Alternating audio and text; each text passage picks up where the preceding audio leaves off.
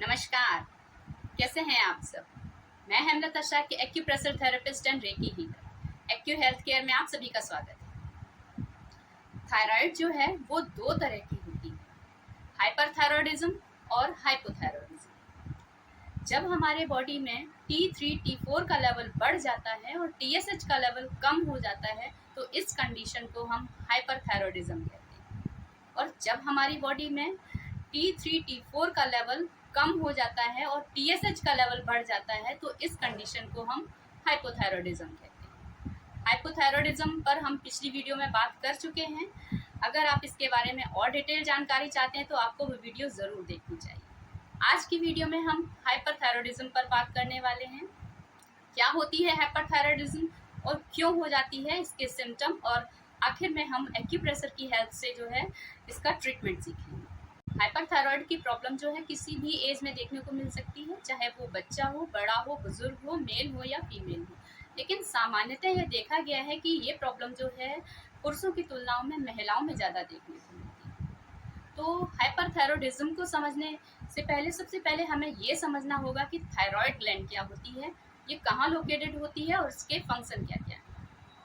हम सभी की ब्रेन में एक ग्लैंड होती है जिसे पिट्यूटरी ग्लैंड कहते हैं। पिट्यूटरी ग्लैंड जो होती है TSH हार्मोन का सेक्रेशन करती है, जिसे कि थायराइड स्टिमुलेटिंग हार्मोन कहते हैं। और TSH हार्मोन जो है वो थायराइड ग्लैंड को जाकर स्टिमुलेट करता है, यानी कि थायराइड ग्लैंड को T3 T4 के सेक्रेशन के लिए प्रेरित करता है। थायराइड ग्लैंड जो होती है वो हमारे गले में लोकेटेड होती है। ये तितली के आकार की एक एंडोक्राइन ग्लैंड होती है। एंडोक्राइन ग्लैंड क्या होती है, ये हार्मोन का सेक्रेशन करती हैं और हार्मोन्स को सीधे ब्लड में मिक्स कर देती है। और जब हार्मोन जो है ये ब्लड में मिक्स हो जाते हैं तो सर्कुलेशन द्वारा पूरे बॉडी में सर्कुलेट हो जाते हैं। हार्मोन जो है एक तरह के केमिकल होते हैं जिनका प्रभाव हमारे पूरे शरीर पर पड़ता है। तो थायराइड ग्लैंड जो होती है वो दो हार्मोन सेक्रेट करती है, T3 और T4। जब किसी वजह से हमारे ब्लड में T3 T4 का लेवल बढ़ने लगता है तो पिट्यूटरी ग्लैंड TSH हार्मोन के सेक्रेशन को कम कर देती है। यानी कि जब किसी व्यक्ति की थायराइड ग्लैंड हाइपर एक्टिव होगी तो उसके ब्लड में T3 T4 का लेवल तो ज़्यादा होगा, लेकिन TSH का लेवल जो है वो कम हो जाएगा। थायराइड ग्लैंड जो होती है हमारे बॉडी में बहुत इंपॉर्टेंट रोल प्ले करती है। ये हमारे बॉडी के मेटाबॉलिज्म को रेगुलेट करती है। मेटाबॉलिज्म क्या होता है कि जो भी हम खाते पीते हैं उससे जो एनर्जी बनती है वो एक सिस्टम द्वारा बनती है जिसे कि हम मेटाबॉलिज्म कहते हैं। तो जब हमारी थायराइड ग्लैंड हाइपर एक्टिव हो जाती है तो मेटाबॉलिज्म भी बहुत तेजी से होने लगता है, यानी कि सारे काम बहुत तेजी से होने लगते हैं। जब किसी व्यक्ति की थायराइड ग्लैंड हाइपर एक्टिव होती है तो बहुत सारे सिम्टम्स उसको अपनी बॉडी में देखने को मिलते हैं, जैसे कि उस व्यक्ति का वजन घटने लगता है, बहुत दुबला पतला सा हो जाता है, लेकिन उसकी भूख नहीं घट रही है, बल्कि उसको फील होता है कि उसकी भूख बढ़ रही है।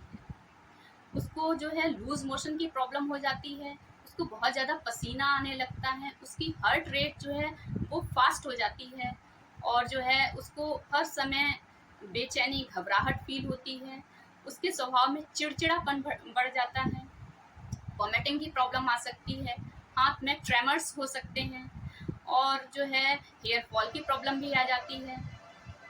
हर समय व्यक्ति को थकान सी फील होती है और उसको नींद ना आने की समस्या हो जाती है।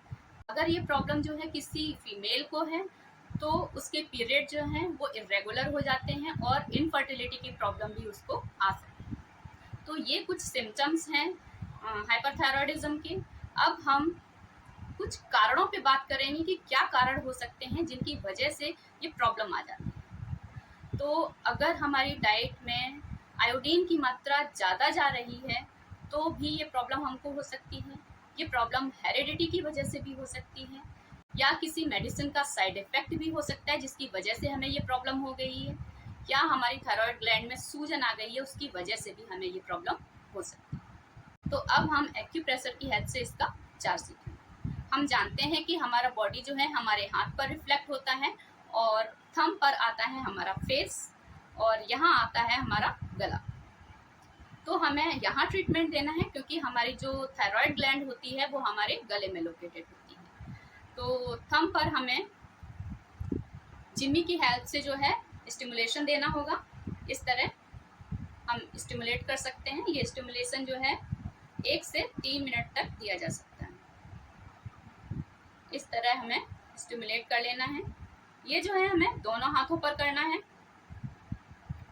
और स्टिमुलेट करने के बाद हम यहाँ अप्लाई करेंगे ये क्लस्टर मैग्नेट। ये जो होते हैं बड़े ब्लैक मैग्नेट होते हैं। ये एक साइड इनकी ब्लैक होती है और दूसरी साइड सिल्वर हुक्स होते हैं। तो हमें इस तरह से अपने थंब पर अप्लाई करना है कि जो सिल्वर पार्ट है ये हमारे थंब को टच करे। इस तरह से दूसरे हाथ पर भी हमें ये लगा लेना है।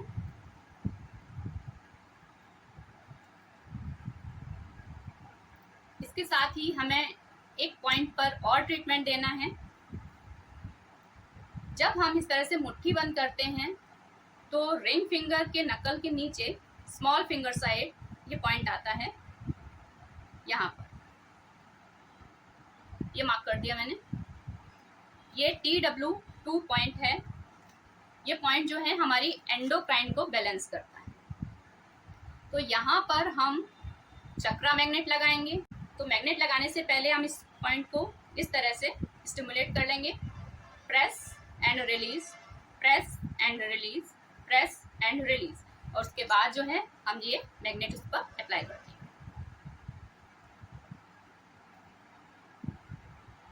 इस तरह से ये ट्रीटमेंट जो है हमें दोनों हाथों पर करना है।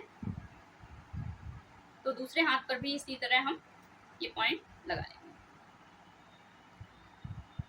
लगने के बाद जो है इस तरह का अंदर वाला पीला मैग्नेट दिखना चाहिए और बड़ा वाला जो मैग्नेट है बाहर वाला वो वाइट वाला विजिबल होना चाहिए। इस तरह से ट्रीटमेंट हम लगा लेंगे।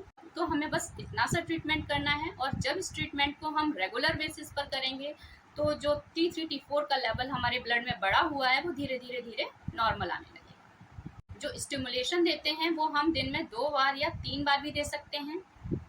और ये मैग्नेट जो है वो हम डिनर के बाद अप्लाई कर लें आधा पौना घंटे बाद और इनको लगाकर सो जाएं, सुबह इनको हटा दें। ये मैग्नेट जो होते हैं वो रीयूजेबल होते हैं, बार बार हम इन्हीं मैग्नेट्स को यूज़ कर सकते हैं।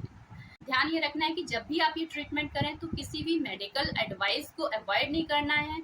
आप जो भी दवा खा रहे हैं उसको खाते रहिए, साथ में इस ट्रीटमेंट को करिए तो आपको बहुत लाभ होगा। उम्मीद है आपको ये जानकारी पसंद आई होगी।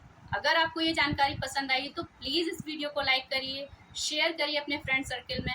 और अगर आप पहली बार मेरे चैनल पर आए हैं तो प्लीज़ मेरे चैनल को सब्सक्राइब भी करिएगा। आपके समय और सहयोग के लिए आपका धन्यवाद।